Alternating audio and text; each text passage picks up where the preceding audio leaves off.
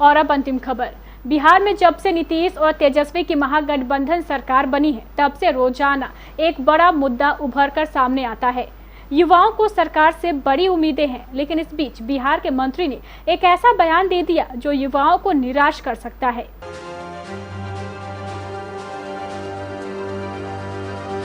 महागठबंधन की सरकार बनते ही उप मुख्यमंत्री तेजस्वी यादव ने 10 लाख युवाओं को नौकरी और उसके बाद फिर 15 अगस्त को झंडारोहण के बाद मुख्यमंत्री नीतीश कुमार के द्वारा नौकरी को लेकर की गई बड़ी घोषणा के बाद बेरोजगार युवाओं के चेहरे चमक उठे थे।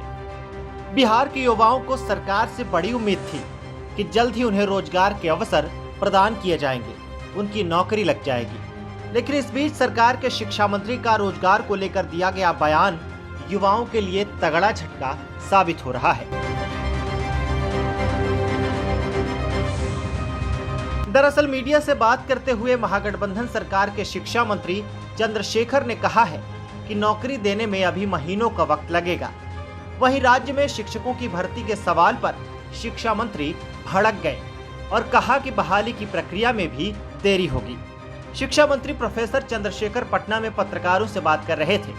इस दौरान मीडिया कर्मियों ने उनसे शिक्षक भर्ती के 7वें चरण के बारे में सवाल किया। सवाल सुनते ही शिक्षा मंत्री उखड़ गए।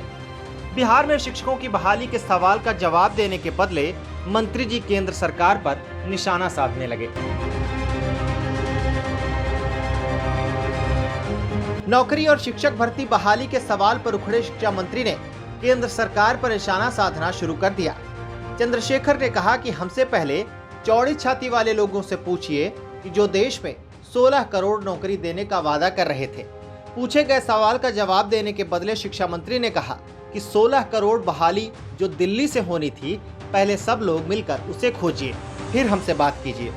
बता दें कि साल 2014 में लोकसभा चुनावों के दौरान प्रधानमंत्री नरेंद्र मोदी ने 2 करोड़ नौकरी प्रतिवर्ष देने का वादा किया था और इसी पर मंत्री जी ने तंज कसा है। इधर लंबे समय से शिक्षक भर्ती बहाली को लेकर आंदोलन कर रहे अभ्यर्थियों के सवाल को शिक्षा मंत्री टालते हुए नजर आए। सवालों को डाइवर्ट करते हुए शिक्षा मंत्री ने पूछा कि किसानों की आय दोगुनी करनी थी, उसका क्या हुआ? देश की सीमा का क्या हाल है? इन बातों की जानकारी लीजिए।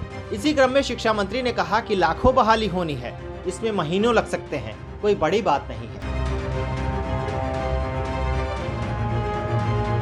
Bureau report, KBC news.